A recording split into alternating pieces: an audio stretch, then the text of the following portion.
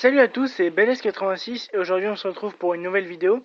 Donc comme je vous ai dit dans ma précédente vidéo, aujourd'hui ce sera une petite vidéo de récap de tournoi. Donc tout simplement pour situer le tournoi, c'était le tournoi qui s'est passé samedi dernier, demain le 14, 13, 12, c'était le 11 juillet.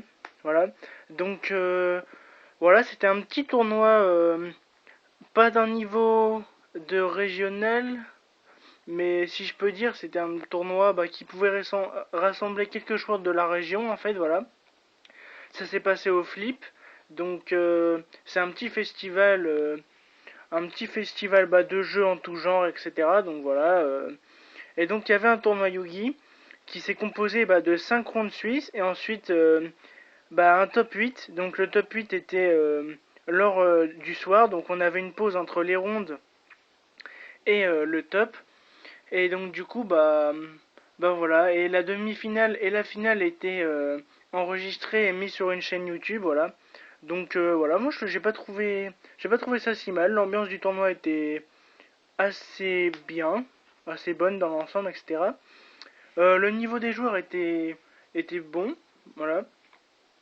Donc voilà, donc je vais tout simplement vous présenter la decklist que je jouais. Donc je jouais une decklist assez standard du Necrose, mais après il y avait quand même quelques motifs, donc je vais vous expliquer, voilà, vite fait. Donc alors, je jouais 3 Manju, normal, 3 Senju, les meilleurs de toute façon, 2 Shurit, voilà, ça n'a pas trop changé. Maxé que je joue encore main deck, hein, pour moi c'est une très bonne carte. Contre Burning Abyss, Shadow ça vous fait piocher des cartes, voilà. Contre Clifford c'est moins fort, mais bon voilà, c'est pas mal. Le Demon Jin qui va me faire beaucoup gagner de games et surtout des games importantes lors de ce tournoi. Voilà, Dame Guerrière DD c'est mon seul out à la Jinlock en tant que monstre. Donc moi j'aime bien cette carte et puis je trouve que Dame Guerrière DD c'est une carte plus forte que Bullbader parce qu'elle permet de bannir Dante ou de bannir une Shadow. Comme ça l'adversaire a pas l'effet et va pas récupérer une Poly Shadow. Voilà. Ensuite donc pour les monstres Necrose à proprement parler je jouais 3 Unicorps. Ensuite 3 Valk. Voilà. Donc ça c'est le meilleur ratio. Donc comme je savais pas vraiment s'il y aurait du gros niveau ou pas, j'ai préféré jouer 3 Valkyrus parce que je m'attendais quand même un petit peu au match miroir. Malheureusement, j'ai plutôt joué contre des decks méta mais pas vraiment nécrose, donc voilà. Ensuite, 2 petits Closelas, 2 Brionac. Je suis resté sur 2 Trishula, voilà. Et finalement, une armure invincible. Donc Gunir, j'en jouais 0. Tout simplement parce que Gunir, même si ça a l'air fort contre le deck Clifford, pour moi il y a largement des meilleures cartes contre Clifford. Je préfère lui sortir Trishula et ensuite faire Necrose d'armure invincible. Voilà. Je trouve ça largement plus fort que de lui sortir un Gunir et de détruire ses scouts à chaque tour, etc. Parce qu'à la fin, c'est nous qui allons gaspiller beaucoup de CA pour gérer des cartes comme ça. Et moi je trouve que Armure décisive est une carte très complète dans ce format. Elle permet de contrer la tower contre Clifford. Contre BA ou contre Shadow, elle permet de bannir beaucoup de cartes. Et ensuite en match miroir, on peut l'utiliser pour faire un OTK. Donc voilà. J'ai mis beaucoup de TK grâce à ces 3300 points d'attaque. C'est vraiment une carte très forte. Un peu, un peu situationnel quand on l'a en main de départ et quand on n'a pas forcément Shurit ou une Magie Ritual, c'est assez bof. Mais bon, moi je la garde quand même. Donc ça c'était tout pour les monstres. Ensuite je joue 3 rotas pour maxi stabilité. Bien sûr le petit ratio de 2 magies de chaque. Voilà. Pour moi c'est le meilleur des ratios.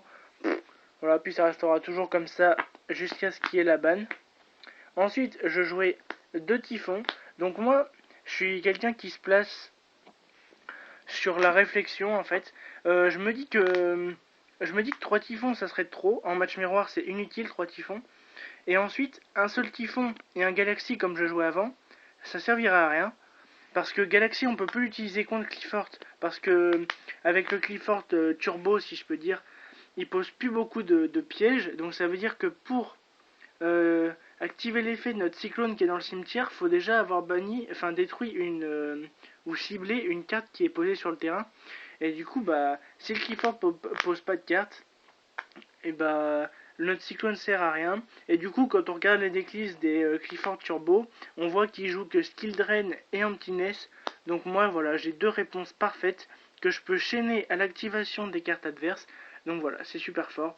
3 typhons, c'est trop pour moi, et un seul typhon dans ce format, ça serait pas assez. Donc j'ai joué 2 typhons, et ça m'a pas déplu du tout, car en finale, bah, les typhons ont été super utiles. Un Raigeki, donc voilà, une carte très forte. La prépa des rites, le Book of Eclipse, et du coup pour essayer, bah, comme ceux qui ont top à l'européenne, j'ai essayé Book of Moon et un Book of Eclipse, et au final je regrette pas.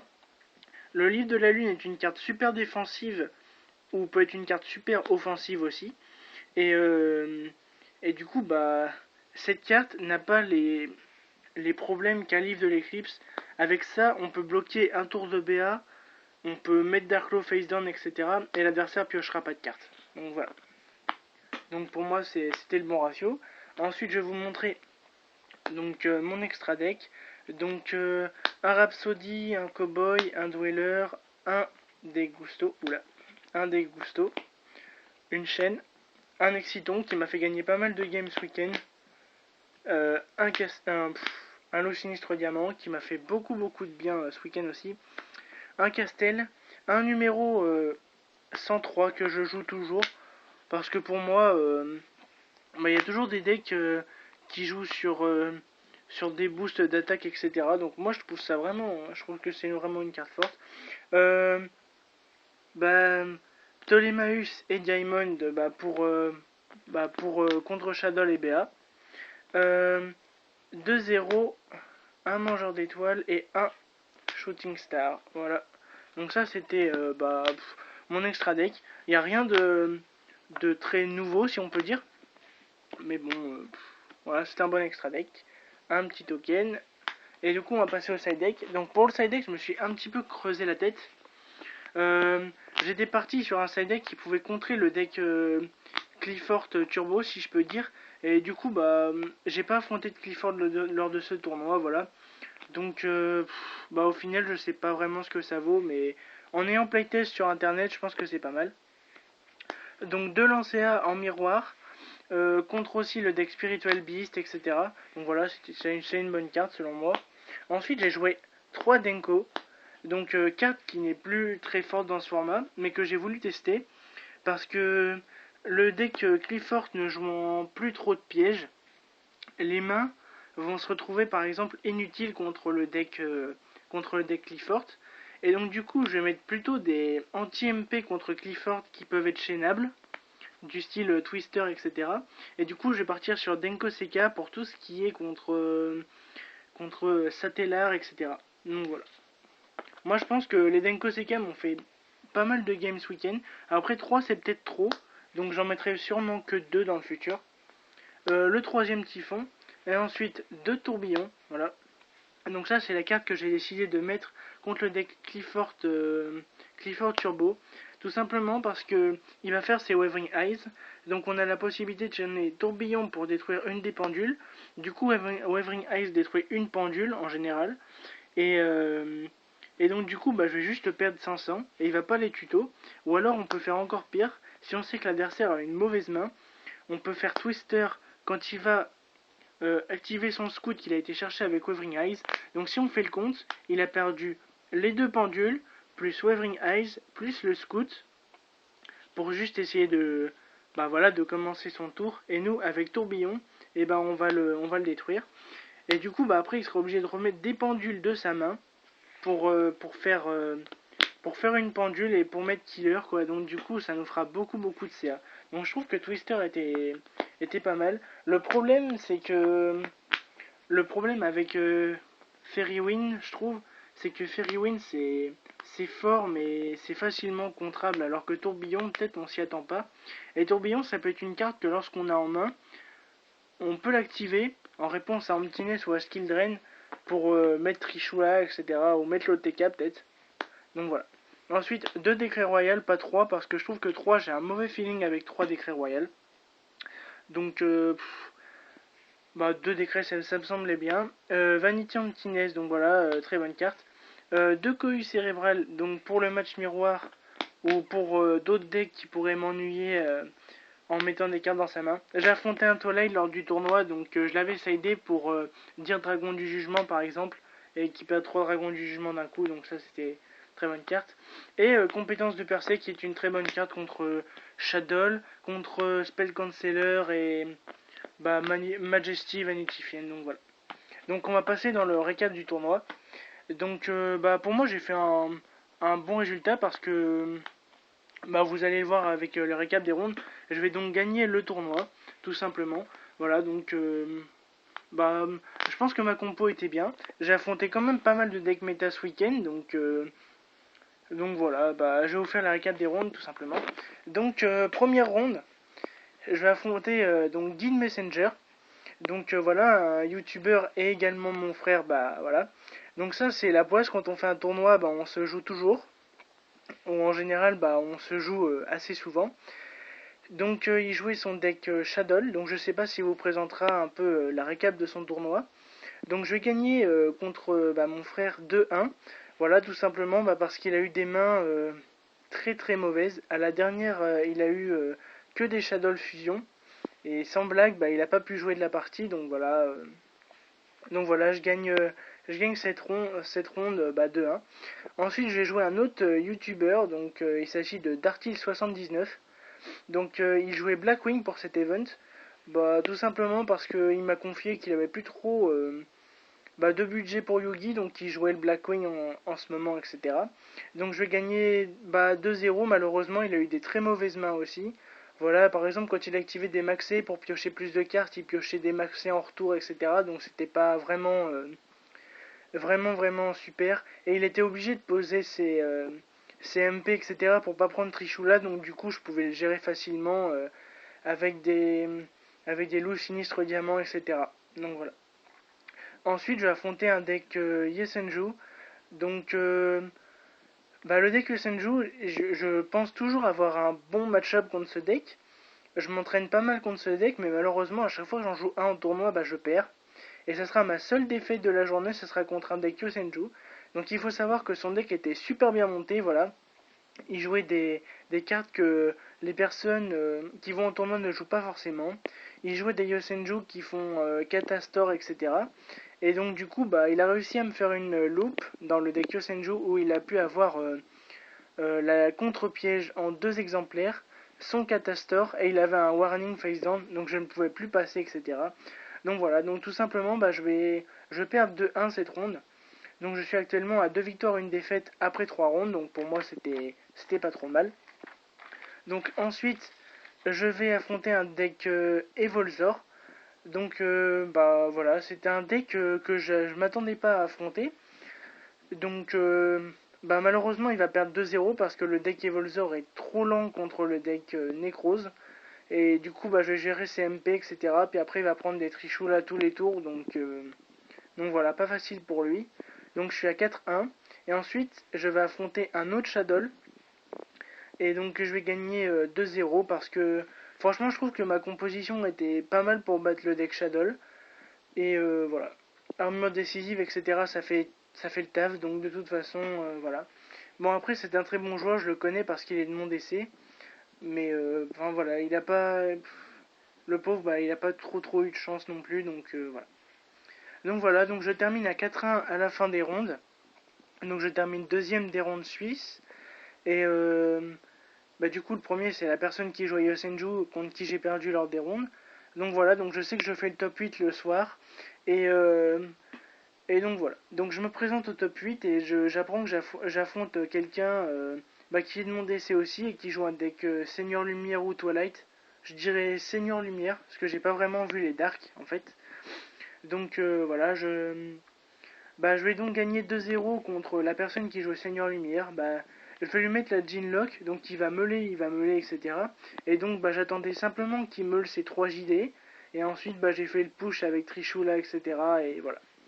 Et la deuxième partie, il va malheureusement en 6 cartes, il va meuler près de 3 typhons et 3 dragons du jugement, je crois. Enfin vraiment c'était des sorties très moyennes pour lui, donc voilà.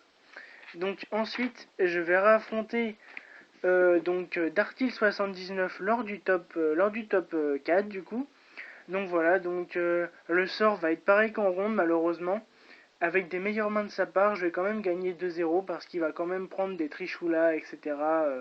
Voilà. Et lors de la manche 2, il va me sortir beaucoup d'MP et moi j'arrivais à faire un exciton qui va me permettre de m'en débarrasser et de me débarrasser de son terrain, voilà. Et ensuite, je vais dérouler mon jeu tout simplement. Donc voilà, donc je termine en finale et je joue contre un autre deck Shadow. Donc sur 8 rondes, ça fait quand même 3 Shadow, donc c'est déjà pas mal. Et donc du coup, c'est elle qui va prendre la main parce que c'était une joueuse, voilà. Elle va prendre la main et elle va activer. Je vais déclarer ma main phase et du coup, elle va faire la Denko Seka, elle va jouer son corps, etc. Et ensuite, je vais invoquer mon Manju, elle va activer Erreur, et je vais chaîner Typhon. Et là, elle avait compris que j'allais faire Trishula instant en fait. Et j'avais tout dans la main pour pouvoir gérer. Donc du coup, voilà, elle va se couper très rapidement parce qu'elle s'est rendue compte que je pouvais remonter tout son terrain, etc. Et qu'elle avait pu avoir de cartes en main. Donc voilà, elle a scoop la première. Et ensuite, lors de la manche 2, on va jouer, elle va m'infliger des dégâts, etc. Sauf qu'à un moment, avec Diamond Direwolf, etc., je vais lui vider toutes ses MP. Et ensuite, Trishula, armure décisive, etc. Et elle pourra pas remonter, malheureusement. Donc voilà, donc je termine ce tournoi en ayant fait 7 victoires, une défaite, voilà. Ma seule défaite était contre Yosenju, donc un peu déçu de perdre contre ce deck là, mais bon après je connais le joueur dans la réalité et c'est quelqu'un qui joue très bien et c'est surtout un bon deck builder, donc voilà. Ça m'a fait plaisir de jouer contre lui même si j'ai perdu, etc. Donc voilà, donc j'ai gagné pas mal de lots. Donc j'ai gagné une deckbox, donc ça je peux la vendre. C'est pas une deckbox Yugi malheureusement, c'est une deckbox Ultimate Guard. Donc si ça intéresse des personnes, n'hésitez pas à mettre des commentaires. Hein, si ça peut vous intéresser la deckbox, il n'y a pas de souci. Moi j'en ai pas l'utilité personnellement. Ensuite j'ai gagné une boîte de, un paquet de protège cartes. Donc je sais pas si je vais en avoir l'utilité vu que j'en ai déjà plein à la maison. Et vu que j'ai acheté des Player Choice lors de... Enfin, j'ai demandé à des gens d'acheter des Player Choice à l'européenne. Donc voilà, j'ai ce qu'il me faut normalement pour un an de protège carte. Donc voilà, je peux vendre aussi les sleeves. Je pense que... Je sais pas si j'ai de la taille Yugi ou etc. Je sais pas, faudrait que je teste. Je vous dirai ça plus en détail. Et donc voilà, donc c'est un paquet de 60 protège cartes, etc. Et ensuite j'ai gagné donc un playmat. Donc pareil, de la même marque que les protège cartes et que la deckbox au final. Donc par contre le playmat je vais le garder parce qu'il a assez de style. Donc voilà, je vais quand même le garder. Et voilà, et ensuite comme Lo Yugi j'ai gagné donc édition spéciale de Crossed Souls. Donc dedans j'ai une Wavering Eyes. Donc voilà, c'était assez remboursé. Puis j'ai eu une petite super avec, donc voilà. Donc voilà, c'était un peu tout pour mon récap de ce tournoi. Voilà, très content. Je m'étais pas mal entraîné contre Shadow, etc. Et au final, ça a payé. Voilà, sinon rien d'autre à dire. Si des personnes sont intéressées pour voir la finale, elle a été filmée. Donc je pourrais peut-être vous filer un lien, etc. Que je mettrai sur ma chaîne. Donc voilà. Je m'excuse pour les bruits qu'il y a derrière. C'est que il y a un peu des travaux chez moi en ce moment, donc je m'excuse. Et donc voilà, c'est un petit peu tout pour cette vidéo. Elle est assez longue, donc j'espère que ça vous dégoûtera pas de la regarder en avance. Merci pour ceux qui l'ont gardé entièrement, etc. Si vous avez aimé, n'hésitez pas à lâcher un j'aime, à commenter ou à partager cette vidéo. Et voilà. À plus.